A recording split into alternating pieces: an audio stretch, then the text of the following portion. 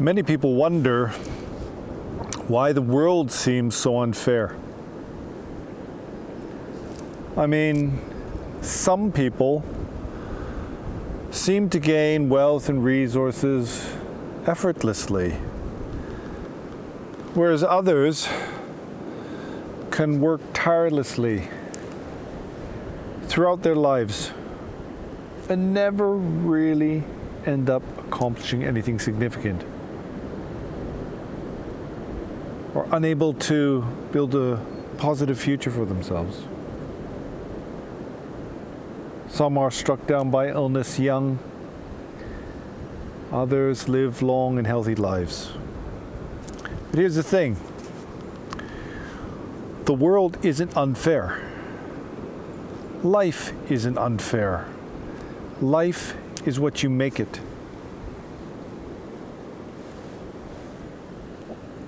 Because it's not certain that if you're the richest man in the world, you're essentially more happy than a beggar in the street of Kathmandu. From my experience, then the very wealthy are actually quite troubled. All the ones I've known, anyway. They spend all of their time worrying about their wealth. And they could lose 1% of that, and it would cause them great anxiety. But those who have simple lives, uncomplicated lives, have greater peace of mind. In general, it's not certain, because many people who are, let's say, poor, bemoan the world and complain about how life is so unfair. There's all these rich people. There's these people who have the freedom and the leisure to enjoy and appreciate life. But you have to understand that this itself is jealousy. And jealousy is what we call an affliction. Now, I'm not telling you you have to believe Buddhist philosophy, that you have to accept everything that the Buddha taught. But you have to ask yourself,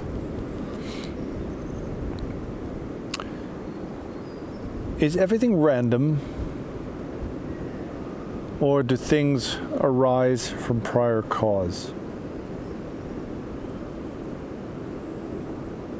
Is there a reason why someone experiences wealth and luxury, whereas someone else, another person, experiences poverty, depravity? And ultimately, is there a cause for happiness and suffering,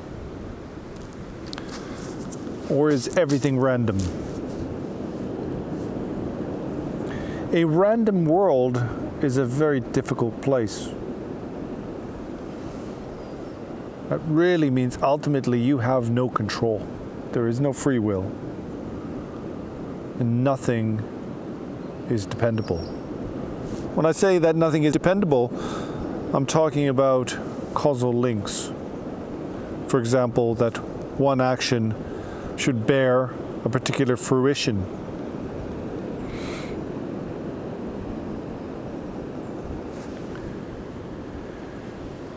Well, what the Buddha taught was that karma is infallible. And what you have to understand is that karma means action. The deeds and actions have consequences. And in general, there's three types of action, three types of karma, those of body, speech, and mind. They all lead to their own particular results.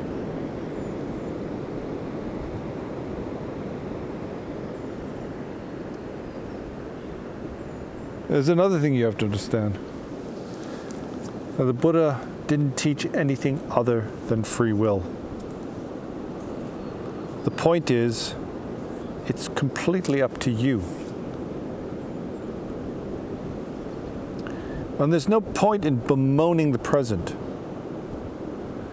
What we have here and now is the result of prior circumstances, prior actions. What we have to do is invest ourselves in the future. And it really depends on how far-reaching your view is.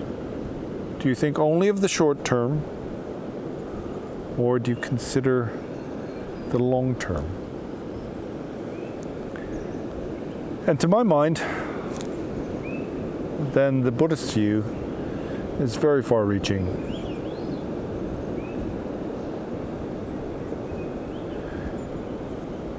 But that view depends 100% on the here and now. How you invest your time, the way you think, what you say, determines the future that you will experience. So most people think there's no such thing as karma, that it's some kind of mystical force. And also, most people, I'd have to say most people, believe that they can get away with negativity.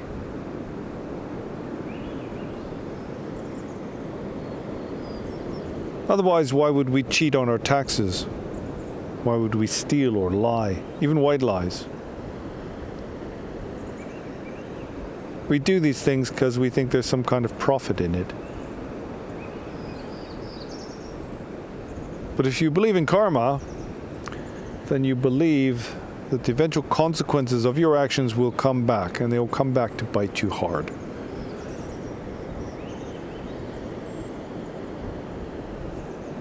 And so, what the Buddha taught, you don't have to believe this, is that if you are experiencing poverty, then one of the reasons for that is in the past you lacked generosity, or that you were miserly, covetous, too greedy. And so right now, in order to remedy your current state of poverty, then you engage in negativity. You have negative thoughts about others. You bemoan the world. You invest all your time in trying to get other people to give you something to improve your life.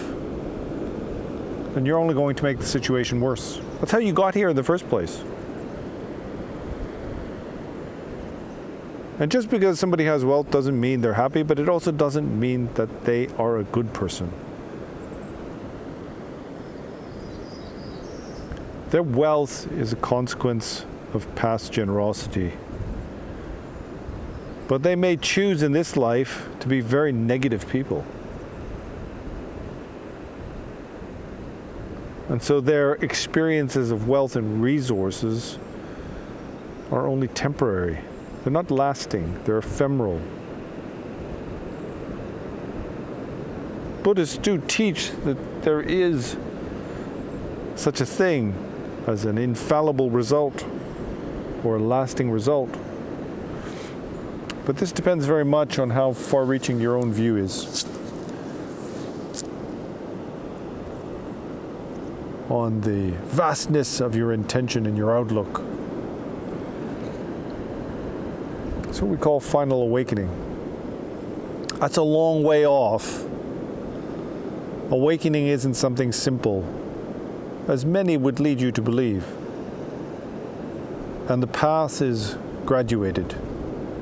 You've got to take it one day at a time and one step at a time. And to start off with, trying to blame others for your situation, bemoan the world, giving in to jealousy for what others have and you don't possess, isn't going to help. Directly, in the here and now, that's going to make you more unhappy. If you look at what other people have and covet that, wish that you had that, you're going to make yourself miserable. It leads to a lot of mental health issues. And you're fooling yourself if you tell yourself that this would bring you happiness. Just look at all the stories of people who are poor who won the lottery. What happened to them? Happiness is up to you. Life is neither fair nor unfair. Life is what you make it. And how to make your life truly profitable and enjoyable, then you have to use your time well. The local indigenous here in BC, they believe that wealth, the wealth of a man, is not measured by what he possesses. Rather, it is measured by what he gives away. And those who give away more are more wealthy. And I also believe they're happier people. So, do what you can to ensure a brighter and happier future for yourself. Don't spend your time worrying about whether life is fair or not. That's not going to get you anywhere. And if you think everything's random, since day one, since the Big Bang, it's all been out of your control, well, that's a very nihilistic view. And of all the views, nihilism is the worst. Learn to appreciate what you have, accept the hard times, have gratitude for what's been given.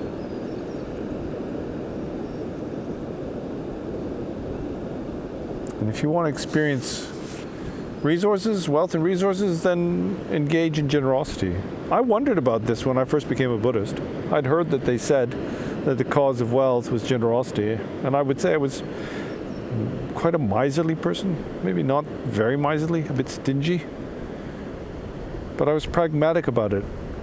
Wanted to try it out and see whether it was true or not, because I always felt like I never had enough. Didn't have the resources I needed. And so I started engaging in generosity. It was an experiment. And I have to say that since then, I've never felt lacking.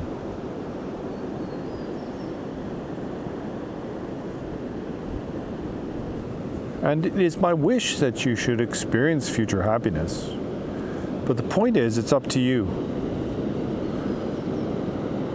It all depends on what you invest in your life. And if you invest yourself in virtue, then you will make the world a better place for you and for others. So until next time.